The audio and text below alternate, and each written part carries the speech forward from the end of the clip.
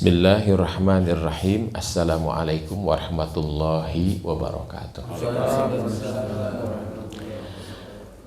Alhamdulillahirabbil alamin wassallallahu ala sayyidina Muhammadin afdholidz dzakirin wa sayyidi syakirin wa imamil mursalin wa khatamin nabiyyin wa qaidil gurral muhajirin wa ala alihi wa sahbihi ajmain.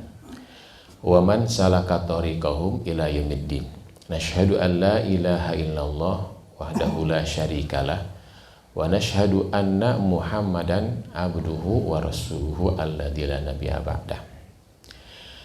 Hasbahna ala fitratil Islam wa kalimatil ikhlas wa ala dini nabiyyina Muhammadin sallallahu alaihi wasallam wa ala millati abina Ibrahim hanifa wa ma kana minal musyrikin. Amin amin ya rabbal alamin.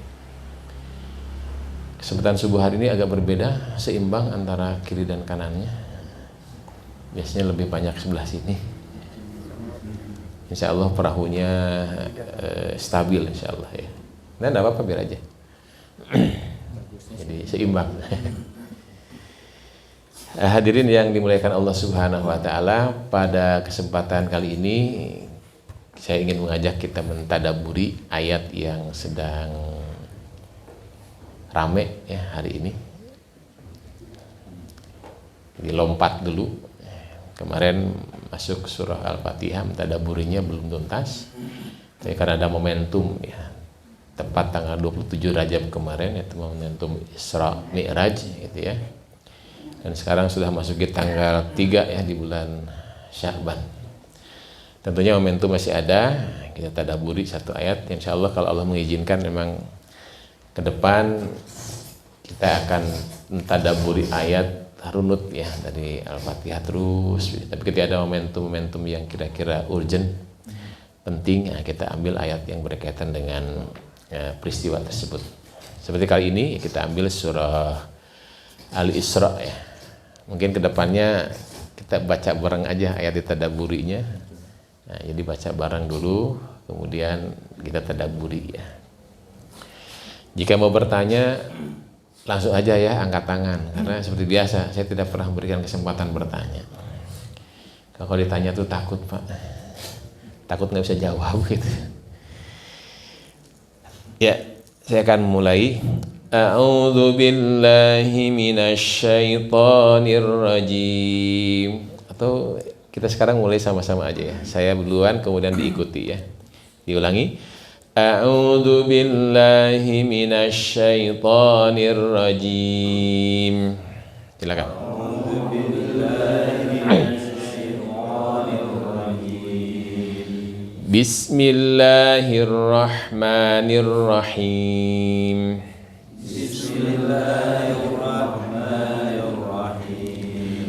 Subhanalladzi asra bi'abdihi laylan minal masjidil harami ilal masjidil aqsa. Subhanalladzi asra bi'abdihi laylan minal masjidil harami ilal masjidil aqsa.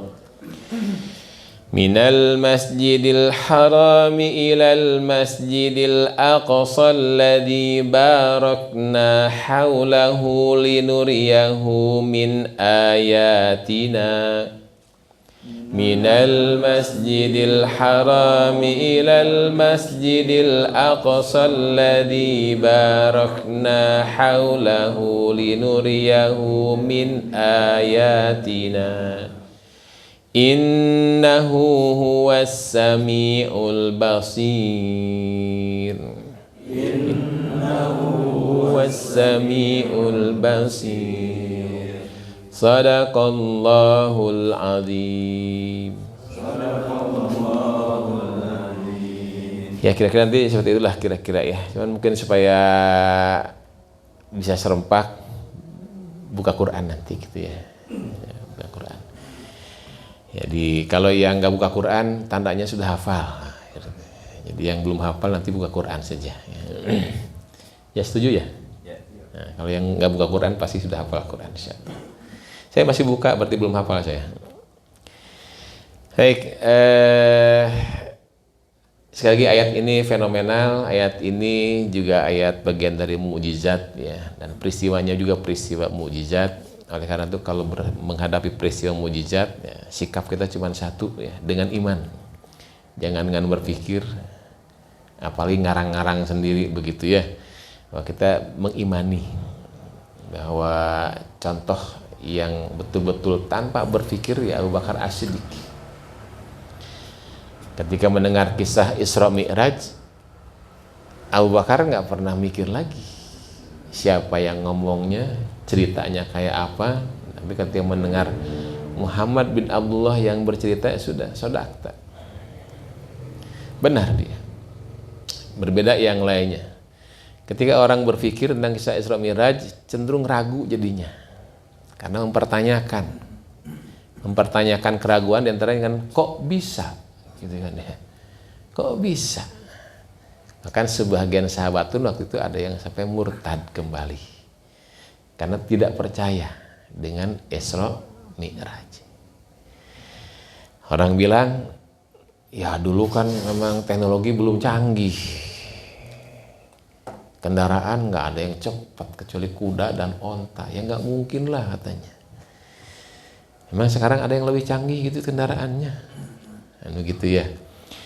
Tetap aja namanya mukjizat dari dulu sampai sekarang itu keajaiban yang sulit dicerna oleh akal pikiran. Kenapa akal pikiran sulit mencerna? Ya karena punya keterbatasan. Akal pikiran bagian dari jasad kita. Fisik ini punya keterbatasan. Jadi kalau sehebat apapun manusia, setinggi pun apapun ilmunya, keterbatasannya ada. Karena begitulah dunia. Dunia itu terbatas. Ya. Kemampuan manusia yang kecil ini lebih terbatas lagi begitu ya. Adapun tubuh manusia, diri manusia sendiri kan dua unsur yang diciptakan oleh Allah itu. Ya, jasad jadi yang pertama. Bahkan lebih dahulu bukan jasad kan, itu yang disebut ruh.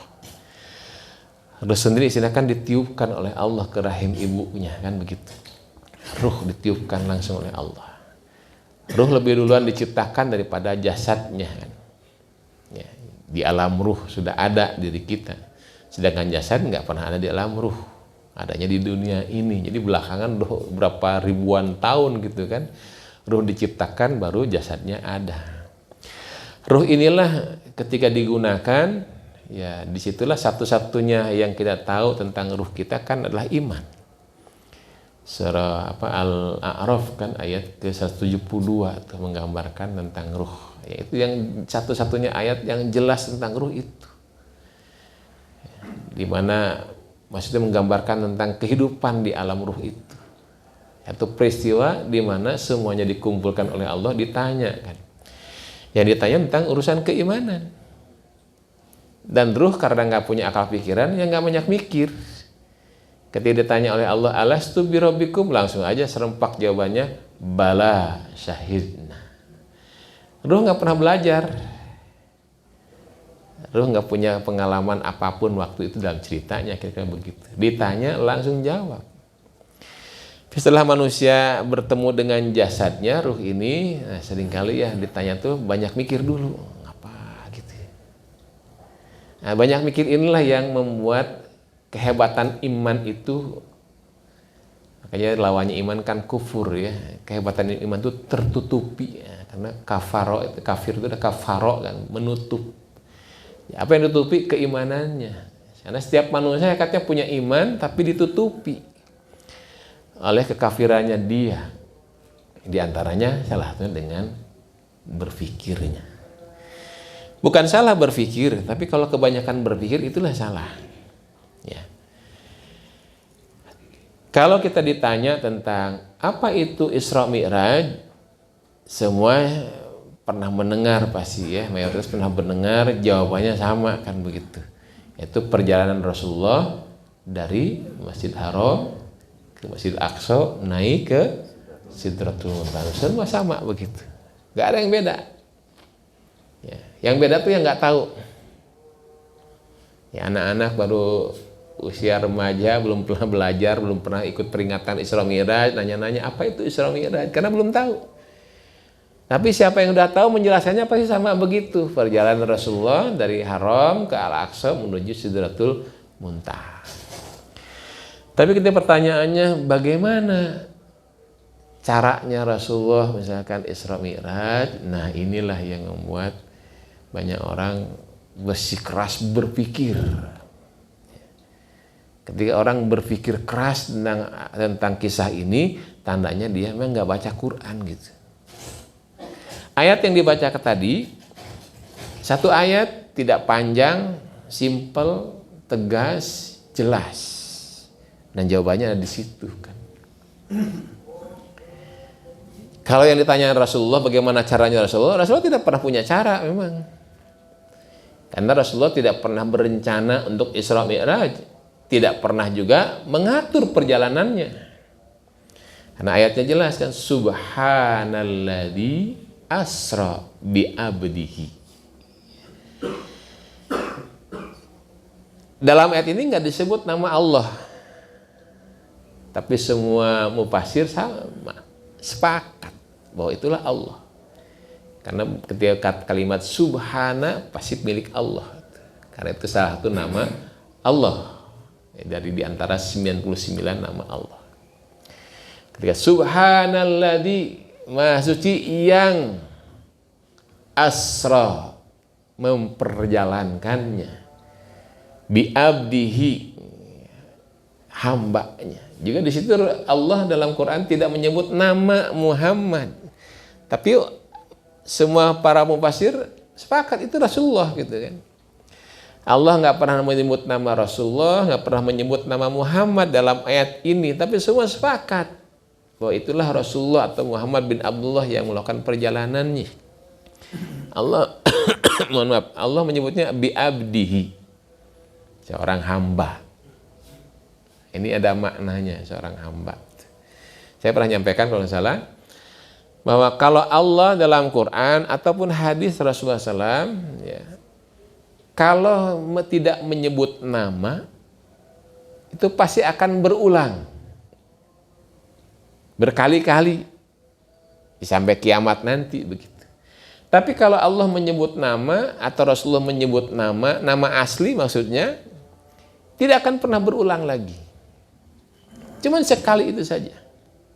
Contoh misalkan yang populer saja ya. Nama Fir'aun. Itu kan bukan nama asli. Abu Lahab bukan nama asli. Peristiwanya cuma sekali waktu itu. Tapi orang seperti Fir'aun akan berulang kali di dunia ini. Orang seperti Abu Lahab akan berulang kali terjadinya. Fir'aun itu gelar sebuah raja di Mesir. Jadi bukan namanya kan Ramses. Ya, Ramses berapa? 2 atau 3? Ramses 3 ya kalau nggak salah. Ya, itu namanya Ramses. Abu Lahab juga bukan namanya. Kayak akan berulang. Kejahatan kayak Fir'aun, kayak Abu Lahab itu akan berulang. Tapi ketika kita membaca dalam Quran tuh nama Maryam, nama Muhammad, disebut bahkan nama surat lagi kan, nama Imron, bahkan itu Ali Imron nama suratnya kan, keluarga Imron. Orang banyak menggunakan nama ini. Ya. Anak saya pun yang pertama namanya Maryam. Ya. Tetapi anak saya nggak akan seperti orang yang disebutkan dalam Quran. Ya, nggak akan mungkin. Mustahil. Karena diantaranya kemustahilannya Maryam yang ada dalam Quran adalah seorang ibu yang punya anak. Nah, anaknya Nabi Isa alaihissalam. Tidak punya suami. Nama Maryam bisa dipakai di mana-mana. Dan boleh jadi orang beri nama anaknya nama Maryam itu karena ingin seperti Maryam. Tapi berjuang kayak apapun tidak akan sama dengan Maryam. Karena kalau ada hari ini nama Maryam punya anak, pasti bukan Nabi Isa anaknya. Punya anak tidak punya suami, pasti berzina. Kan kira begitu. Nggak mungkin. Imron banyak namanya di mana-mana kan mungkin. Ya, orang Sunda mah banyak tuh nama Imron tuh. Kenalan saya pun nama Imron tuh ada 3. Ada orang Garut, ada orang Banten, ada Imron semua tuh. Tapi tidak akan sama seperti Imron dalam Al-Quran. Bahkan keluarganya pun nggak akan sama dengan keluarga Imron. Karena satu keistimewaan keluarga Imron adalah mewakafkan anaknya. Itu Maryam itu sendiri kan, yang diwakafkan oleh beliau. Hari ini ada yang mewakafkan anaknya nggak di sini? Kan nggak ada. Nggak ada yang mewakafkan anak. Ya. Nah, artinya ayat yang menggambarkan Isra Mi'raj dalam surat Al-Isra ayat ke-1 ini, ketika Allah menyebutnya bahwa bi'abdihi akan berulang dan harus berulang. Karena Al-Quran adalah pedoman hidup. Al-Quran petunjuk hidup. Bahkan ini kisahnya kisah Rasulullah SAW yang tegas bahwa Rasulullah itu adalah uswatun hasanah. Harus ditiru, harus dipraktekkan begitu. Bukan diperingati saja, bukan dikaji saja. Nah, ketika memasuki Isra Mi'raj hanya diperingati, dikaji saja, itulah orang yang banyak berpikir. Makanya banyak orang ustadz-ustadz yang ketika kajian Isra Mi'raj ingin menerangkan lebih jelas kepada jamaahnya, itu berilustrasi karena berpikirnya dimisalkan agar mengerti jamaahnya bahwa misalkan ada seekor kutu busuk nempel di koper jamaah umroh, naik ke pesawat berangkat dari Jakarta Cengkareng misalkan ke Jeddah atau ke Madinah. Sudah sampai di sana, itu kutu busuk nempel di kain ihramnya jamaah. Jamaah tawaf, dia ikut tawaf. Jamaah sa'i ikut sa'i. Beda cerita pulang lagi lah ke Indonesia. Lebih tepatnya ke jamaah masjid muhajirin gitu kan. Ketemu dengan temannya kutu busuk cerita. Gue udah udah umroh, tawaf 7 kali putaran. Kata kutu busuk yang tinggal di Indonesia, bohong ente mah. Gimana caranya ente bisa terbang? Mengilustrasikan itu. Dan seolah-olah betul. Bahwa ilustrasi itu menggambarkan bahwa kutu busuk kalau berangkat sendirian mah nggak bisa. Tapi kadang ikut nemplok tadi di koper jamaah umroh, ikut nempel di kain ihram umroh, apa jamaah umroh, dia bisa putar-putaran tawaf, bisa sa'i bolak-balik, misalkan begitu. Bisa terjadi. Sekali lagi seolah-olah logika itu benar.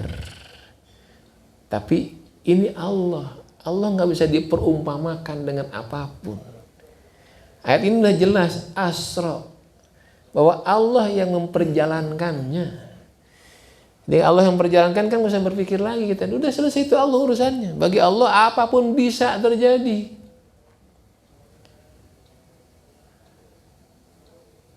Dan itulah keajaiban, itulah mukjizat. Dan kenapa tadi abdihi ini? Karena umat Islam, umat Rasulullah harus mengulang-ulang peristiwa Isra Mi'raj ini. Ketika kita bertanya dengan berpikir lagi, bagaimana caranya saya berisra mi'raj? Ya, pusing lagi kan. Ragu lagi, nggak mungkin lah. Kalau Allah sudah menyuruhnya pasti mungkin. Allah yang perjalanannya pasti mungkin. Jangan tidak mungkin. Kalau nggak mungkin tuh karena tidak berimannya kita. Inilah ayatnya. Jadi ketika sampai subhanallah, maha suci Allah kan. Kalau kita mengatakan tidak mungkin, sudah melemahkan kesucian Allah, keagungan Allah Subhanahu wa taala. Jadi kalau kita ketika memperingati Isra Mi'raj, saya akan Isra Mi'raj, kesimpulannya harus begitu. Jangan baru doang, baru mengenal tentang Isra Mi'raj adalah perjalanan dari Masjidil Haram ke Al-Aqsa naik Sidratul Muntaha. Tapi seorang beriman, saya harus Isra Mi'raj. Kenapa harus Isra Mi'raj? Kita lihat nanti ayat kalimat-kalimat berikutnya. Tapi ini perlu diyakini, bi abdihi itu mengajarkan pada kita bahwa kita harus melakukannya. Kalau kita nggak melakukannya, orang lain pasti melakukannya. Sangat rugi. Kenapa sangat rugi?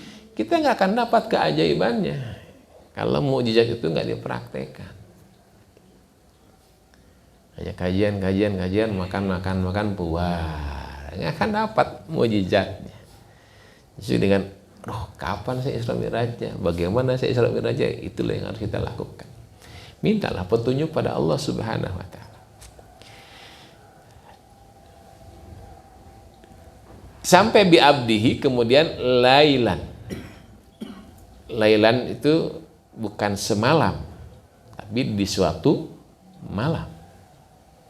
Kalau semalaman ya semalaman begitu kan, dari Isya atau dari maghrib sampai terbitnya matahari, atau paling tidak ya, dari Isya sampai subuh. Sebagaimana sholat malam itu kan dimulai dari ba'da Isya sampai menjelang subuh kan begitu. Tapi ini lailan, di suatu malam gitu. Artinya lamanya nggak jelas dalam ayat ini, tapi di malam hari.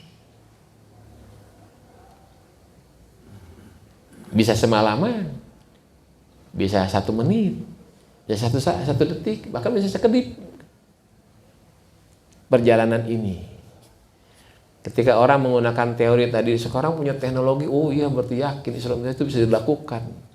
Karena pesawatnya sekarang cepet-cepet kan begitu. Itu kalau berpikir Isra Mi'rajnya 1 jam, 2 jam. Tetapi Rasulullah pernah bercerita bahwa saat aku diberangkatkan oleh Allah dari Masjid Haram ke Al-Aqsa, Sidratul Muntaha, kan dialog dulu di Sidratul Muntaha itu dapat perintah sholat kan begitu. Kan bayangannya lama tuh dialog tuh, kan gak mungkin. Assalamualaikum, waalaikumsalam, balik lagi, gak mungkin tuh. Ngobrol dulu sama Allah. Bahkan diceritakan di Al-Aqsa tuh mimpin sholat berjamaah para nabi. Butuh waktu. Dia kata Rasulullah, saat aku balik lagi ke tempat duduk aku, tempat dudukku masih terasa hangat. Berapa menit Pak itu segitu. Jadi bolak-baliknya Rasulullah Isra Mi'raj, tempat duduknya masih terasa hangat. Sangat cepat begitu. Adakah pesawat yang bisa begitu? Nggak bisa. Nggak akan masuk akal, tetap diilustrasikan nggak akan masuk Pak. Makanya imani aja, imani. Sangat cepat, luar biasa. Kalau masih punya pertanyaan, kok bisa? Ya Allah yang perjalankannya. Nanti teknologi muncul lagi, kok nembus langit pertama, kedua, kok nanti ada ozon, kok akan terbakar. Ya nggak bisa kalau manusia sendirian. Ini Allah yang perjalankannya bisa. Ya ibarat mukjizat Nabi Ibrahim alaihissalam kan dibakar. Orangnya kan pertanyaannya, kok bisa gitu kan? Dibakar nggak apa-apa. Jangankan badannya, bajunya pun nggak kena sama sekali. Padahal bener-bener api unggun kayu bakar tuh tinggi banget tuh. Nabi Ibrahim pun dimasukkan ke dasarnya kan begitu. Semua orang yang hadir yang menyaksikan tuh udah pasti meyakini itu bahwa akan hancur jadi abu lah Abu Ibrahim alaihissalam itu. Ya. Kita hanya membayangkan aja bagaimana Ibrahim saat dibakar. Orang yang buat film kisah Ibrahim alaihissalam pun juga yang menduga-duga aja kayak begini kira-kira peristiwanya kan begitu ya. Sambil belum tentu benar yang difilmkannya itu. Yang hadirnya Raja Namrudnya, bapaknya sendiri, ibunya sendiri menyaksikan tuh udah semuanya. Meyakini pasti udah habis dah Ibrahim alaihissalam. Ternyata beliau keluar tanpa sedikit pun terlukai oleh api itu sendiri. Kan nggak pernah sekarang ada api yang dingin kan? Kalau api nyalain pasti membakar. Itulah mukjizat. Sampai kapanpun mukjizat itu nggak pernah bisa dikaji dengan akal. Harus dibantu dengan iman. Diganti dengan iman. Ya. Di 1 malam, jadi sangat cepat, sangat singkat. Ya. Dan itu menjadi pertanyaan, kenapa di malam hari, kok nggak di siang hari Isra Mi'raj? Malam hari rata-rata orang istirahat, Pak, tidur. Ini pun bagi Rasulullah, ya hikmahnya bagi Rasulullah kan luar biasa, bahwa ini tantangan bener, dikasih sebuah mujizat, tapi tantangan bagi Rasulullah untuk menjelaskan tentang kisah ini. Kalau siang hari mungkin banyak orang nonton, Rasulullah terbang gitu kan. Ini malam hari orang tidur lelap semua. Karena dulu memang zamannya begitu. Umumnya tuh malam hari tempat tidur, tempat istirahat, kalau nggak beribadah. Karena memang malam tuh gelap bener dulu, nggak ada penerangan. Beda dengan zaman sekarang kan, malam itu masih terang karena lampu sudah banyak. Ada orang kerja malam hari itu, ada orang nongkrong di malam hari kan, ada orang masih di kafe, macam-macam tuh. Nggak nyunah yang begitu, Pak. Malam hari itu di rumah, kalau nggak ibadah ya tidur. Karena Rasulullah begitu, pada Isya tidur. Nanti apalagi dikaitkan dengan kesehatan begitu. Kalau mau sehat, pada Isya tidur. Lebih baik bangun di malam hari daripada begadang sampai malam hari. Sekarang dunia kesehatan menggambarkan begitu. Kalau orang yang sering begadang cenderung obesitas. Kenapa? Karena dalaman kita tuh harus istirahat. Ini nggak istirahat, terus bekerja begitu kan, karena meleknya kita. Justru orang lebih sehat ketika bangun di malam hari. Makanya rata-rata orang dulu memang tidur malam itu, menjelang setelah Isya itu tidur. Sholat Isyanya belum ada waktu itu kan, tapi waktu Isyanya udah ada. Jadi sebenarnya nggak pernah ada nama-nama sholat sebenarnya gitu kan. Ya, tapi waktu-waktunya sudah ada, waktu subuh, ya di subuh hari, terbitnya fajar begitu kan, sampai terbitnya matahari, itulah waktu subuh. Ketika kita sholat di waktu itu namanya lah sholat subuh begitu. Waktu Isya ya begitulah, sudah malam begitu. Jadi nama waktunya sudah ada, waktu maghrib, waktu Isya, waktu subuh, waktu duha, waktu duhur, waktu asar, itu sudah ada nama waktunya. Sholatnya belum ada, sholatnya baru dua kan, sholat malam, qiyamul lail atau tahajud, dengan sholat duha. Itu pun nama waktu juga, sholat malam ya di waktu malam. Nggak ada kan sholat malam di waktu siang. Sholat apa Pak? Sholat malam. Kok siang hari? Nggak ada. Sholat duha ya di pagi hari. Nggak ada sholat duha setelah jam 2. Nggak ada. Masih pagi hari. Ya. Sehingga dulu pun begitu. Malam, Isya tuh mereka masuk ke rumah tidur. Masih jahiliyah dulu tuh. Tidur. Jadi berangkatnya Rasul tuh memang orang nggak ada yang tahu. Kan kalau tahu nggak mungkin cerita Abu Bakar mengatakan sodaqta. Nggak mungkin Umar bin Khattab jadi ragu. Nggak mungkin ada yang murtad lagi. Kalau nonton sendiri kan. Ini nggak ada yang nonton. Di mana Rasulullah harus menceritakan kisah itu. Saking ragunya orang-orang dulu kan bertanya, nanya jumlah pintunya Al-Aqsa berapa, jumlah jendelanya berapa, kan begitu. Untuk memantapkan, kenapa pakai ini lagi kan, pakai otak lagi. Dengan prasangka mereka ditanya begini, ini Muhammad bohong pasti. Kan nggak mungkin secepat itu kita bisa bilang apa. Rasulullah hafal tuh pintunya berapa, jendelanya berapa, kan tahu Rasulullah. Tapi sudah dijawab pun tetap aja kalau orang kafir mah kafir, nggak pernah percaya. Karena nanya pun bukan ingin tahu, bukan ingin meyakininya, tapi ingin menjebak Rasulullah yang ditanyanya. Sebagaimana hari pun banyak tuh murid tuh bertanya tuh menjebak gurunya. Dibanding-bandingkan Ustadz A dengan Ustadz lain. Jadi kalau bertanya tuh Ustadz, mau bertanya apa pertanyaannya? Menurut Ustadz Anu itu mau mengadu domba Ustadz namanya. Beda kalau para sahabat tanya tuh, ya Rasulullah, amal apa yang paling baik bagi saya? Bukan kata si fulan, bukan. Amal apa yang paling baik bagi saya? Kenapa mereka ingin beramal memang? Makanya ketika Ustadz berbeda dalam menjawabnya, karena terkadang yang bertanya itu orangnya berbeda, waktunya berbeda, tapi pertanyaannya sama. Amal apa yang paling baik bagiku? Tapi bagiku memang bukan bagi umat Islam gitu kan. Nah, paling tidak ada 3 orang penanya tuh. Berbeda di waktu yang berbeda gitu bertanyanya. Yang satu kurus. Ya. Pakaiannya ya biasa-biasa aja. Bertanya pada Rasulullah, amal apa yang paling baik bagiku? Kata Rasulullah, baca tasbih 33 kali. Baca tahmid 33 kali, baca takbir 33 kali. Oh, seneng orang ini. Gampang ternyata amal yang terbaik diamalkan tiap satu. Khususnya pada sholat. Yang kedua datang orang yang gemuk. Pakaiannya perlente, orang kaya. Bertanya yang sama, jawaban Rasulullah, engkau bersedekah, engkau berzakat. Senang dia, kenapa? Punya harta. Kebayang kalau dibalik, orang kurus, miskin tadi disuruh berinfak. Aduh, gimana caranya ya Rasulullah? Saya punya murid, tiap seminggu sekali ngaji gitu kan. Ya, agar disiplin, saya kasih punishment.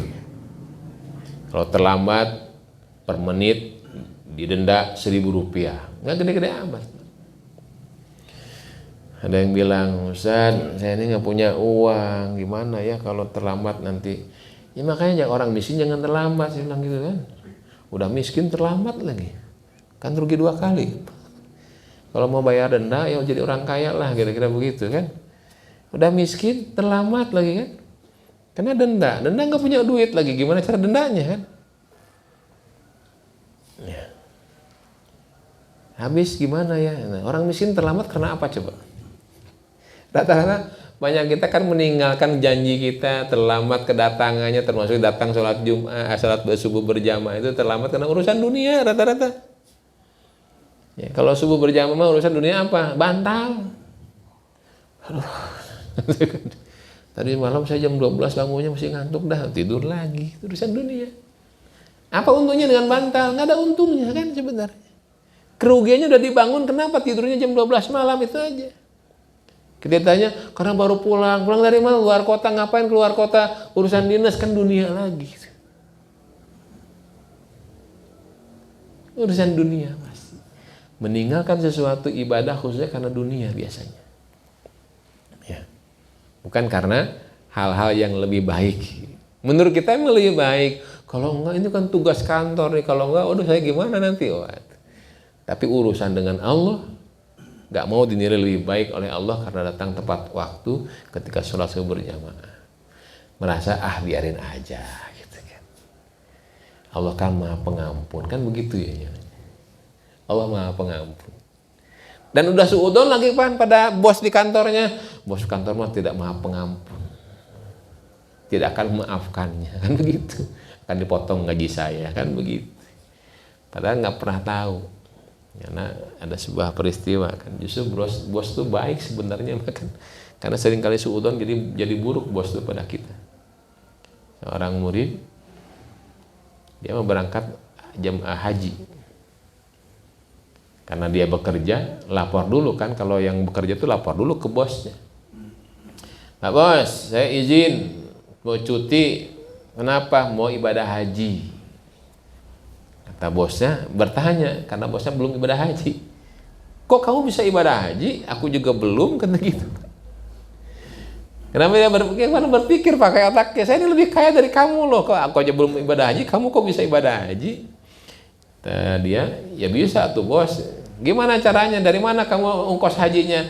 Jual mobil bos. Mobilnya dijual. Dijual mobilnya, kaget dia. Ada kaget, ada tersentuh hatinya, ada empati kepada dia, bertanya lagi, nanti kamu ke kantor gimana? Ya gampang lah bos, ada angkot, ada motor saya. Akhirnya dia keluarin dari laci mejanya sebuah kunci, dikasihin.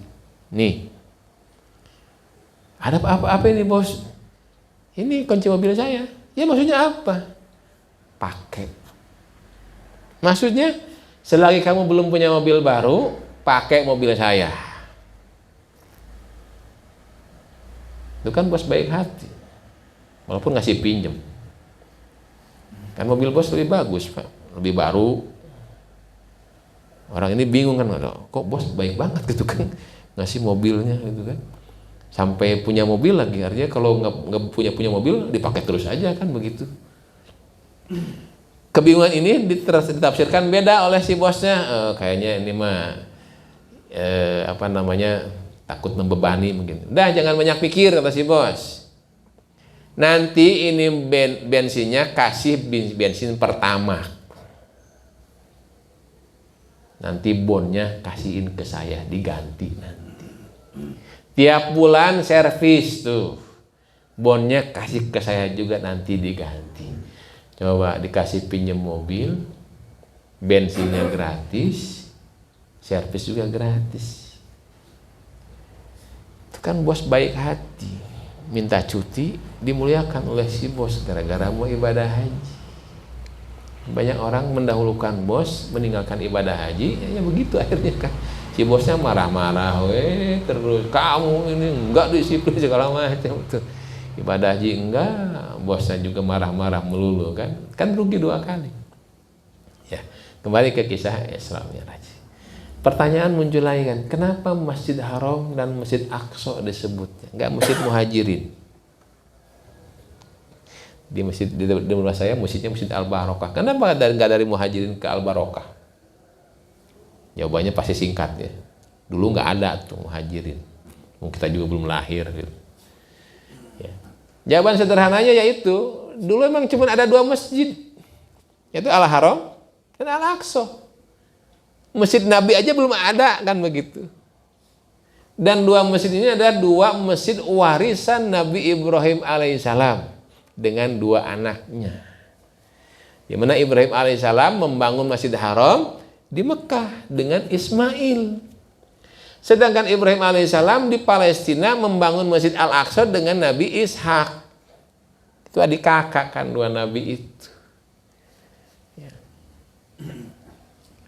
Dan arti masjid sendiri kan tempat sujud. Tempat sujud. Makanya ketika bi abdihi, ya hamba kemanapun harus sujud kan. Harus mencari tempat sujud.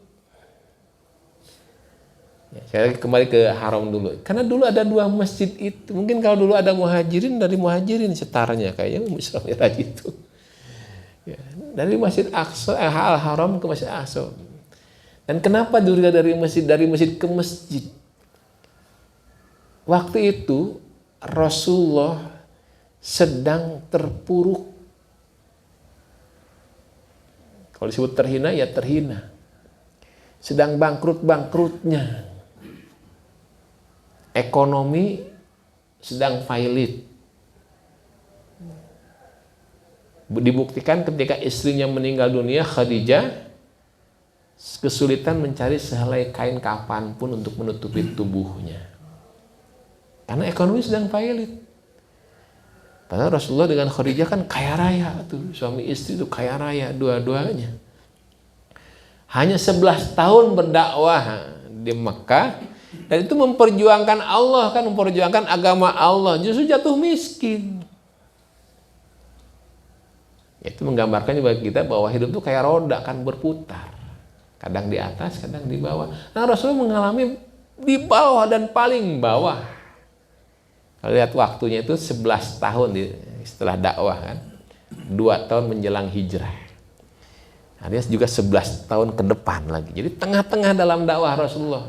11 tahun sebelum hijrah, Isra Mi'raj, dan setelah Isra Mi'raj 11 tahun berikutnya tuh menuntaskan dakwahnya. Perputaran rodanya pas tengah-tengah. Di mana 11 tahun berikutnya Rasul di puncak. Sukses. Dakwah nggak bisa lagi di situ. Masjid itu tempat ibadah, tempat sujud, tapi nggak bisa ibadah Rasulullah di situ. Bukan hanya Rasul, semuanya dan para sahabatnya. Apalagi di waktu itu sedang dibaikotkan kaum muslimin dan Bani Hashim. Dipasukkan ke sebuah lembah oleh mereka yang kufur, yang musyrik.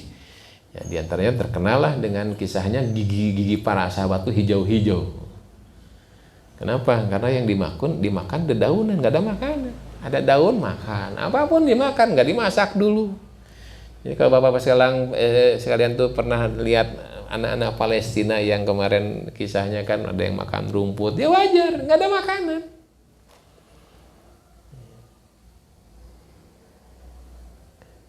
Kan sepilot-pilotnya kita kan nggak sampai sebegitunya.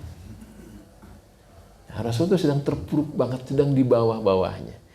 Jadi kisah Isra Mi'raj itu kisah luar biasa yang ini mengajarkan selain haram ke Al-Aqsa. Di haram aja nggak bisa ngapa-ngapain, di masjid ini kudu ke Al-Aqsa lagi kata. Ini visi dakwah, visi kemenangan. Bahwa Rasulullah dikabarkan oleh Allah dengan peristiwa ini bahwa Rasulullah akan menang. Dakwahnya nggak hanya di Mekah saja, tapi harus sampai ke Al-Aqsa. Karena dua masjid ini warisan Nabi Ibrahim alaihissalam, bapaknya Rasulullah SAW, bapaknya para nabi. Dan kenapa dengan ke Al-Aqsa? Disitulah Rasulullah bertemu dengan para nabi sebelumnya.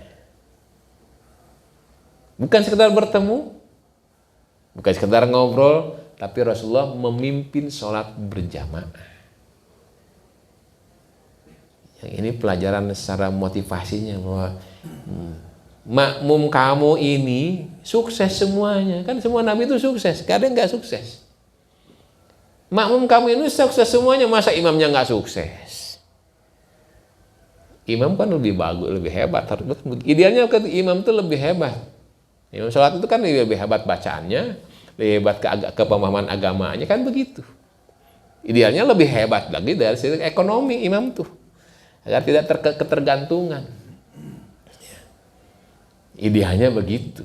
Minimal ya bacaan Qur'annya lah yang bagus, tata coratnya saya yang bagus kan begitu. Yang Rasulullah memimpin sholat di situ. Wah, saya ini harus sukses kan. Nggak cukup di situ, naik Sidratul Muntaha kan dari Al-Aqsa itu kan. Bahwa itulah kemuliaan Rasulullah. Nabi-nabi yang lain nggak sampai Sidratul Muntaha, tapi beliau sampai Sidratul Muntaha.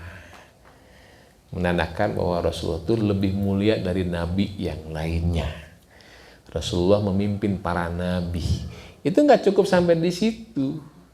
Umatnya pun sama. Rasulnya lebih mulia dari rasul-rasul yang lain. Umatnya pun juga lebih mulia dari umat-umat nabi yang lain. Ya, kita kalau umat Rasulullah itu lebih mulia daripada umat yang lain. Jangan nanti digambarkan ketika akan masuk surga, yang duluan masuk surga adalah umat Islam, umat Rasulullah, umat Nabi Adam, umat Nabi Nuh, umat Nabi sampai Nabi Isa. Ada yang soleh-soleh, banyak yang beriman, tapi nunggu dulu umat Rasulullah itu masuk surga semuanya. Kebayang umat Rasulullah kan banyak miliaran. Tapi jangan dibayangkan, pusing juga soalnya nanti gitu kan. Tapi duluan mereka nunggu. Kenapa? Nabinya yang paling mulia, umatnya pun paling mulia. Tentunya umat yang paling mulia adalah ketika menteladani Rasulullah SAW. Kalau enggak ya sudah. Karena umat Rasul itu kan buat umat Islam saja sebenarnya kan. Semua manusia itu umat Rasulullah. Orang Nasrani umat Rasulullah, orang Yahudi umat Rasulullah, orang musyrik, majusi segala macam itu umat Rasulullah SAW. Tapi mereka disebut kafir, disebut musyrik karena umat Rasulullah tapi melanggar gitu kan, tidak mengikuti Rasul, tidak ittiba'ur Rasul. Ya, nanti kalau masuk ke kajian Al-Baqarahnya kan begitu tuh. Ketika Allah menerangkan 3 kaum atau 3 kelompok, muttaqin, kafirin, munafikin, tuh ayat 1 sampai 20 Al-Baqarah. Itu bukan Muslim dan non-Muslim tok gitu kan, tapi juga umat Islam. Di dalam tubuh umat Islam tuh ada orang beriman, ada orang kafir juga gitu kan, ada orang munafik juga. Jadi hati-hati, jangan sekedar hanya karena sudah berislam tenang aja, tidak. Justru Allah kan yang membaca Al-Baqarah itu bukan orang kafir, bukan orang Nasrani, bukan orang Yahudi, orang Islam. Yang baca itu mengingatkan bahwa nih kalian tuh ada 3 kelompok tuh, ada yang bertakwa, ada yang kafir, Ada yang munafik, ente bagian yang mana itu? Nah, termasuk ayat ini. Diimani kan? Dikufuri kan? Atau jadi orang ragu kah, kan kira-kira begitu. Orang yang kafir, orang yang ragu sama-sama di situ kan kira-kira begitu. Karena meragukan kemampuan Allah Subhanahu wa taala. Ini sekali lagi visi kemenangan, visi dakwah.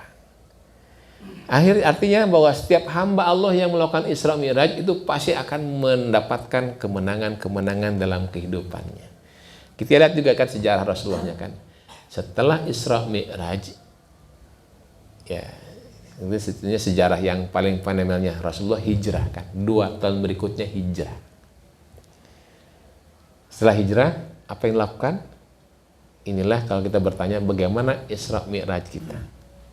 Isra-nya. Rasulullah di Madinah yang pertama lakukan yang fenomenal dalam sejarahnya adalah bangun masjid. Nah, Isra-nya kita, kemanapun kita pergi, dimanapun kita pergi, datangi masjid. Pindah rumah, cari tempat yang ada masjid. Kalau nggak ada masjid, bangun masjid. Tugasnya begitu. Bangun masjid.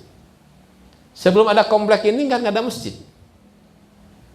Boleh jadi developer ketika bangun komplek ini nggak pernah ada, karena rata-rata ya mohon maaf ya, developer itu rata-rata orang sipit-sipit kan, orang China segala macam gitu. Mereka nggak punya niat mau bangun fasilitas umumnya masjid. Kadang-kadang ya mohon maaf nipu misalkan ke calon warga kompleknya itu yang mau beli itu nanti akan dibangunkan masjid.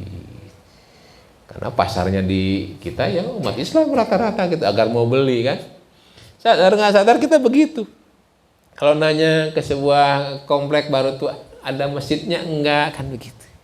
Kenapa? Karena mau ibadah dia. Sebagai hamba Allah. Sadar nggak sadar Allah mengarahkannya itu harus Isra. Dari masjid ke masjid. Kalau nggak ada, bangun masjid. Kayaknya lihat-lihat kaum-kaum imigran yang datang dari Afrika, dari Timur Tengah ke Barat, datang sana. Mereka nggak banyak pikir, datang. Apapun peristiwa, ada yang memang karena diusir, ada yang melarikan diri, macam-macam yang datang ke sana. Akhirnya apa? Bangun masjid. Ketika nggak ada masjid di sebuah daerah, kalau dia memang abdi Allah, hamba Allah, dia harus sujud pada Allah. Dimanapun itu masjid. Makanya ada, mungkin pernah nonton media sosialnya kan, sholat di jalanan. Karena itulah masjid mereka begitu. Semua masjid Allah kan begitu. Sholat di jalan. Ketika 1-2 orang yang sholatnya di jalanan, orang nggak peduli. Karena yang divideoin kan, di medsos kan begitu tuh. Kenapa hanya 1 orang, 2 orang? Tapi ketika lama-kelamaan bertambah, 10 orang, 100 orang, 1000 orang, baru tuh mereka merasa keganggu. Tapi karena sudah banyak, ya akhirnya nggak mau terganggu fasilitas umumnya, pemerintah setempatnya membolehkan bangun masjid atau membolehkan 1 gedung jika bisa dibelinya dijadikan masjid. Jadilah punya masjid. Itulah perjuangan umat Islam sebenarnya dari dulu sampai sekarang begitu. Karena setelah Rasulullah bangun Masjid Nabawi, sepeninggal beliau berikutnya kan dilanjutkan oleh Umar bin Khattab. Apa yang dilakukan oleh Umar bin Khattab? Menaklukkan Al-Aqsa. Al-Aqsa direbut dari kaum Nasrani. Diwakafkan oleh Umar bin Khattab.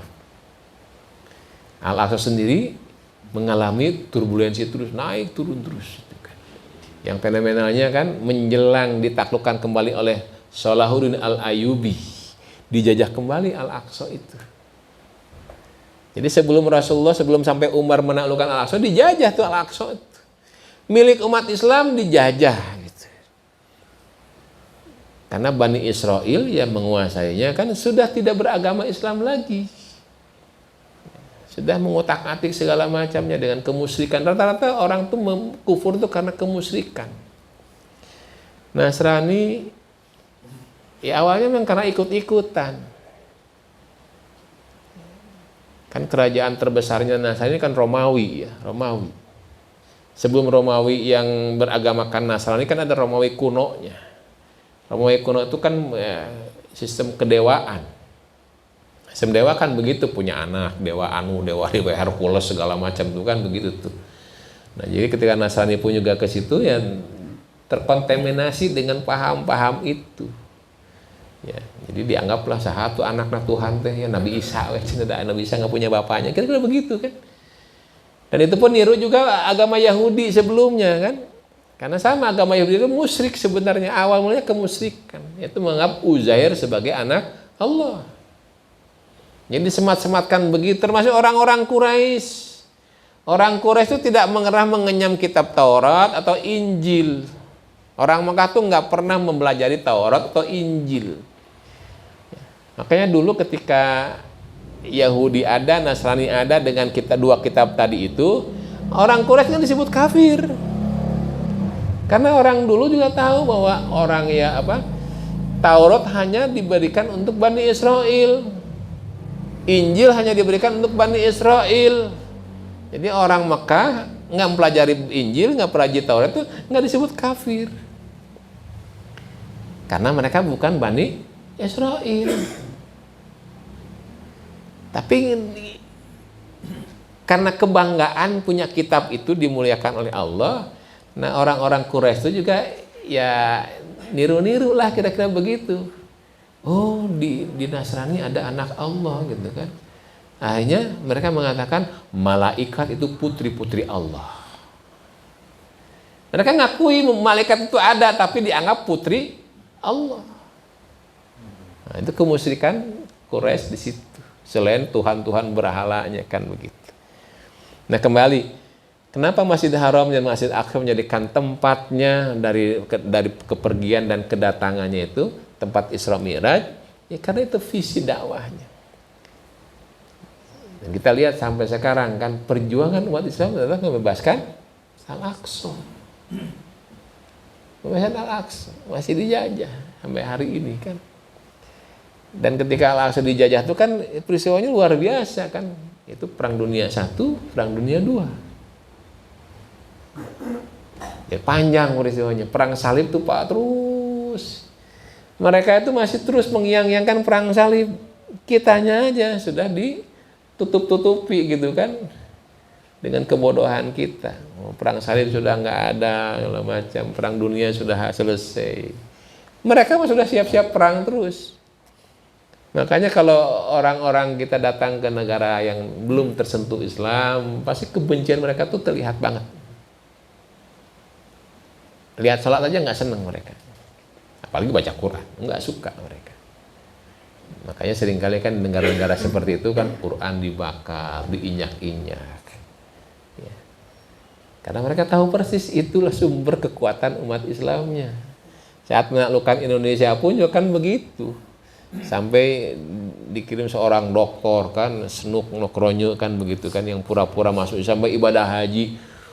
Apa orang kafir aja ibadah haji, masa kita enggak kan begitu. Dalam mereka menaklukkan Indonesia kan begitu. Yang buat sampai sekarang Indonesia tuh ya berpecah belah terus. Karena beda paham dikit, beda kunut, pas saya beda usoli masih ribut kan gitu tuh. Ya. Nah ini visi dakwah bahwa Rasulullah itu akan memenangkannya. Yang sebelum Al-Aqsa, ya kan ditaklukkan kembali itu siapa? Masjidil Haram, disebut Futuh Mekah. Dan begitulah setelah Isra Mi'raj itu Rasulullah terus naik.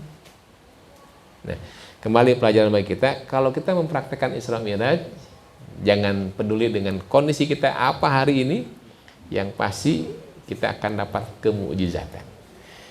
Pergilah ke masjid, berangkat dari masjid, karena Rasulullah pun mempraktekkan begitu, mau pergi kemanapun Rasulullah pasti ke masjid dulu. Qadarullah, memang Rasulullah tuh rumahnya nempel dengan masjid, bukan masjid nempel dengan rumah, tapi rumah Rasulullah nempel dengan masjid, karena rumahnya kecil. Ya. Jadi mau pergi, masuk masjid, sholat dulu 2 rakaat, baru berangkat. Pulang ke masjid lagi, sholat 2 rakaat. Kita kan nggak pernah begitu ya. Begitu kan, sholatlah. Nah, karena sering banyak mikir, kita pertanyaannya, sholat apakah itu? Nah, pertanyaannya begitu rata-rata, sholat apa itu? Memang perlu nama kah sholat? Kan nggak perlu nama sebenarnya. Allah memerintahkan sholat tuh hanya 5 waktu yang diwajibkan tuh. Namanya nggak perlu. Cuman 5 waktu itu di waktu subuh, di waktu duhur, waktu asar, waktu maghrib, waktu isya.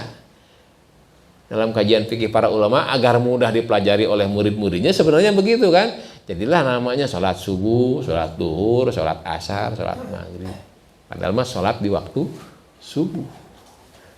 Jadi dia pergi dengan sholat dulu tuh boleh aja deh kalau tepat dengan waktu subuh, ya sholat subuh lah.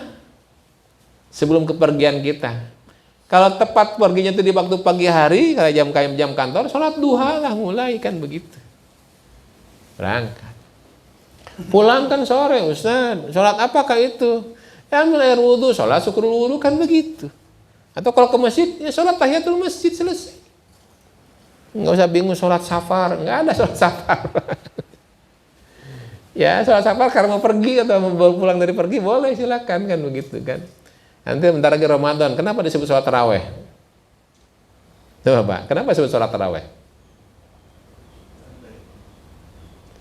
Karena sholatnya santai Pak. Taraweh itu berasal dari kata roha itu istirahat. Jadi sholatnya sholat istirahat, taraweh itu.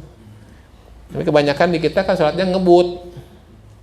23 rakaat 7 menit itu ngebut. Bukan santai lagi itu, santai. Karena tujuannya adalah qiyamul Ramadan, menghidupkan malam hari. Bisa semalaman juga tuh sahabat sholat malam, sholat tarawih itu qiyamul Ramadan kan, semalaman itu. Karena menghidupkan malam Ramadan.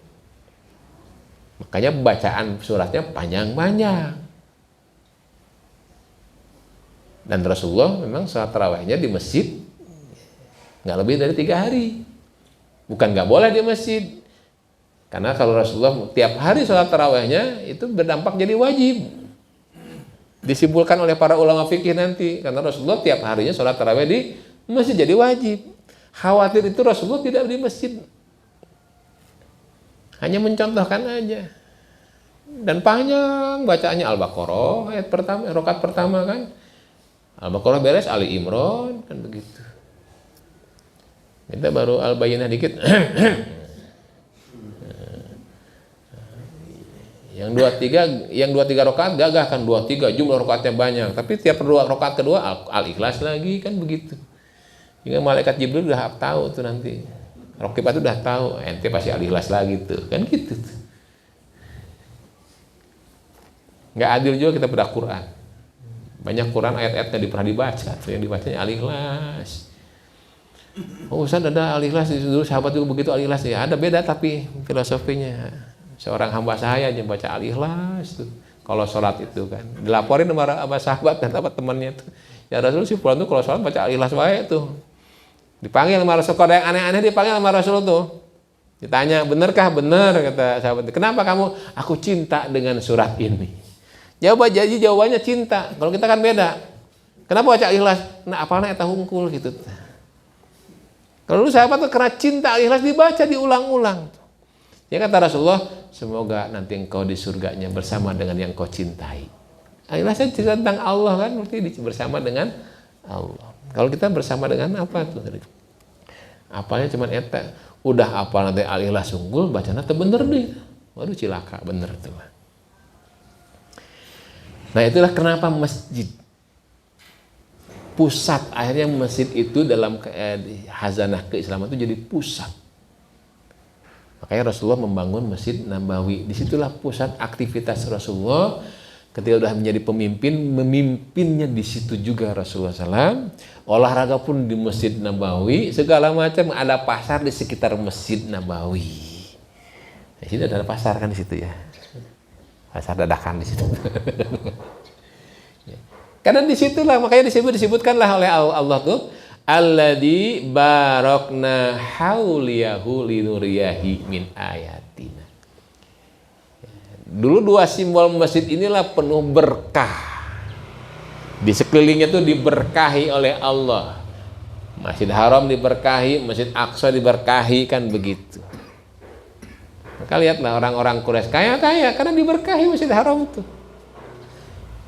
Sejak musyriknya mereka pun udah kaya raya mereka gitu. Padahal Makkah itu kan tandus, nggak ada kekayaan apapun.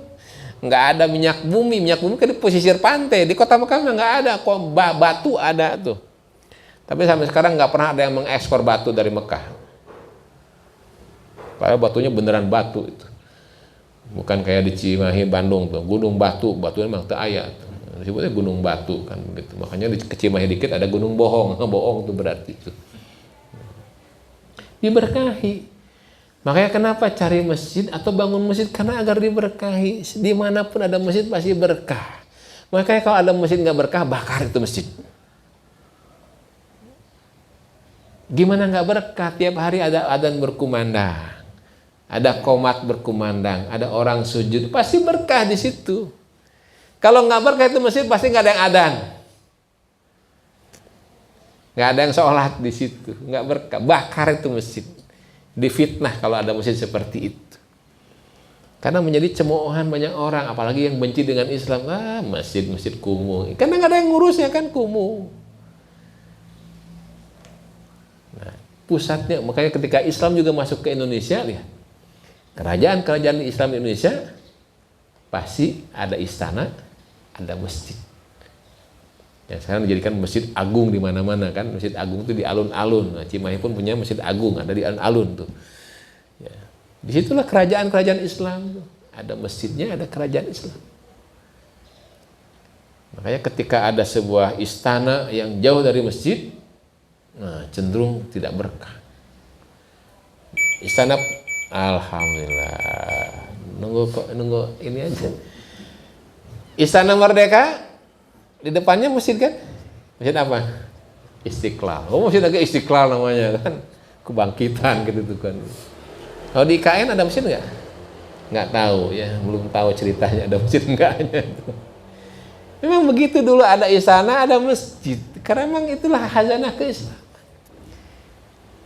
Semua umat Islam mencontoh betul dari Rasulullahnya, itulah akan Isra-nya. Nah, terakhir, ya tadi udah sebutkan ada sholat dan di situ. Ya mi'rajnya orang beriman itu sholat.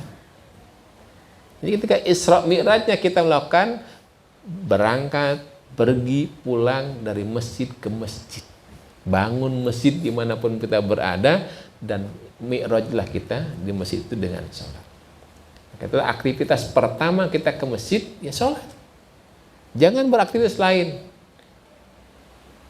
Dalam rangka apa sholat masuk ke masjid? Menghormati masjid. Maka diberi nama sholat tahiyatul masjid. Kenapa masjid dihormati? Bukan masjid yang dihormati. Ini masjid ini rumah Allah. Hormatilah rumah Allah itu. Ya, kayak kita masuk ke rumah orang lain kan menghormati, nggak langsung masuk aja gitu kan. Hormati Allah. Jadi masuk sholat tahiyatul masjid itu bukan menghormati masjidnya, tapi menghormati yang punya masjidnya, itu Allah Subhanahu wa Ta'ala. Sesekali, nah Isra Mi'rajnya benar, sesekali kita datanglah ke Masjid Haram. Sebelum meninggal dunia itu, sesekali aja, nggak usah berkali-kali ya. Kalau punya rezeki silakan berkali-kali. Dalam rangka apa? Lapor ke Allah.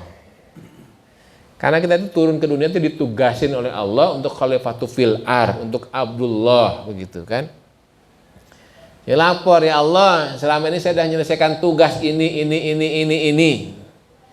Dan saya sekarang masih komitmen. Makanya lihat orang yang datang ke sana kan kalimatnya sama. Labbaik Allahumma labbaik, labbaik la syarika laka labbaik, innal hamda wa ni'mata laka wal mulk la syarika lak. Kalimat apa? Kalimat syahadat itu kan. Saya ini tidak musyrik, ya Allah, tauhid pada Engkau. Lapor ke Allah. Tadi teriakan talbiyah itu teriakan yang sekuat-kuatnya kan, mau laki mau perempuan teriaklah sekuat-kuatnya.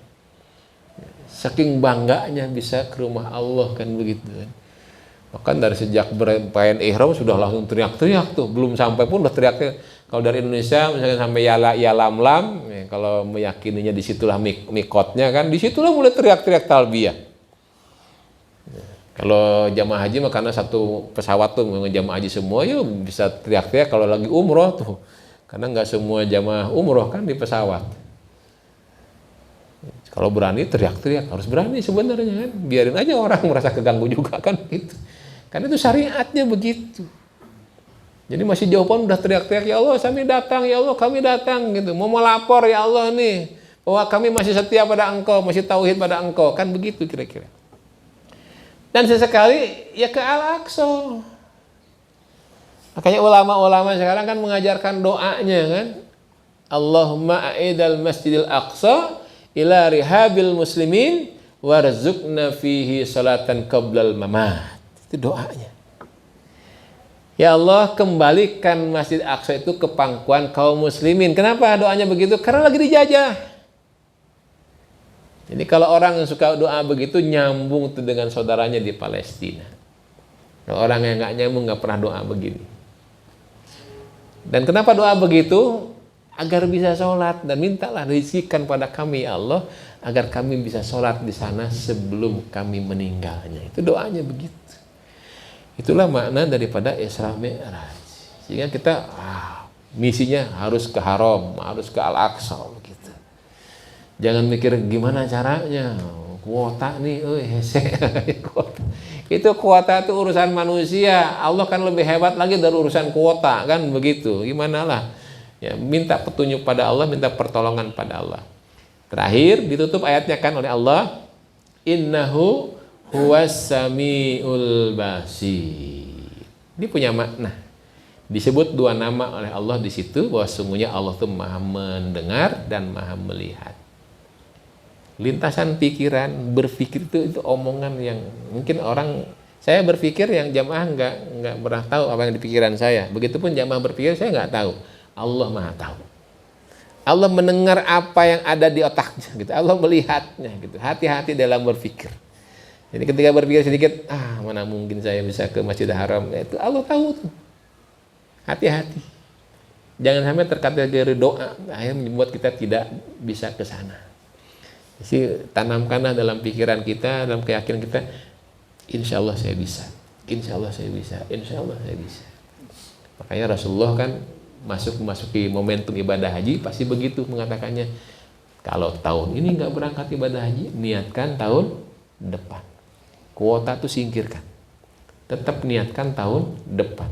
Walaupun udah daftar nih 20 tahun lagi berangkatnya, jangan niat 20 tahun lagi, niatkan tahun depan.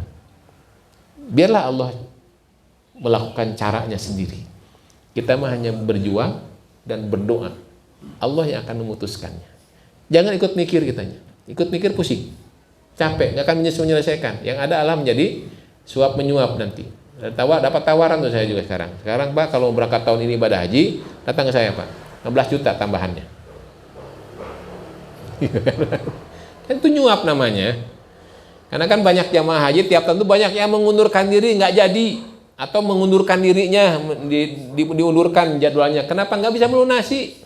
Ada yang sakit, ada yang meninggal. Itu banyak ribuan tuh yang membatalkan ibadah haji di tahunnya. Itu kan harusnya kan langsung aja secara komputerized tuh pada naik kan begitu yang belakangan-belakangan. Tapi dimainkan oleh oknum, sok kalau mau berangkat tahun ini 15 juta tambahannya. Mau Pak? Sok 15 juta Pak. Ya 20, tapi punya porsi dulu, punya porsi haji 25 juta. Tambah 15 juta, nanti lunasi berapa harga ongkos hajinya gitu. Kan jadi suap menyuap itu kan dimainin tuh oleh oknum. Orang yang mau berangkat deh berangkat. Allah Maha mendengar, Allah Maha melihat, hati-hati. Biarlah Allah yang memainkan perannya, jangan kita yang memerankannya. Kita hanya tugasnya berjuang, berdoa terus pada Allah Subhanahu wa taala. Yakinkan sebagaimana kata Rasulullah, niatkan tahun depan kita akan berangkatnya kalau tahun ini nggak berangkat. Demikian hadirin yang dimuliakan Allah Subhanahu wa taala, mudah-mudahan kisah Isra Mi'raj atau mentadaburi surah Al-Isra ayat pertama ini bisa menginspirasi kita bahwa kita akan melakukan Isra Mi'raj setiap saatnya, karena Isra Mi'raj kita tidak harus di waktu 27 Rajab saja, tapi setiap saat lah, karena masjid itu menunggu kita dan Allah pun menunggu Mi'rajnya kita. Ya. Dan tentunya siaplah mendapatkan keajaiban-keajaiban Allah Subhanahu wa taala berupa kemenangan-kemenangannya. Mari kita berdoa pada Allah Subhanahu wa taala. A'udzubillahi minasyaitonirrajim. Bismillahirrahmanirrahim. Alhamdulillahirabbil alamin hamdan naimin hamdan syakirin hamdan yuafi ni'amahu wa yukafi mazidah. Rabbana lakal hamdu kama yanbaghi li jalali wajhikal karim wa adhimi sultanik. Rabbana dolamna anfusana wa illam taghfir lana wa tarhamna lanakunanna minal khasirin. Allahumma ighfir lana wa li walidina warhamhuma kama rabbawna shighara. Rabbana hab lana min azwajina wa dzurriyyatina qurrata a'yun waj'alna lil muttaqina imaman.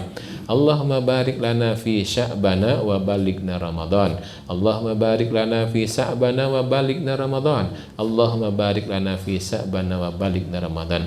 Allahumma a'idal masjidil aqsa ila rihabil muslimin warzuqna fihi salatan qablal mamat birahmatika ya arhamar rahimin. Allahumma inna nas'aluka ridhaka wal jannah wa na'udzu bika min syakhatika wan nar.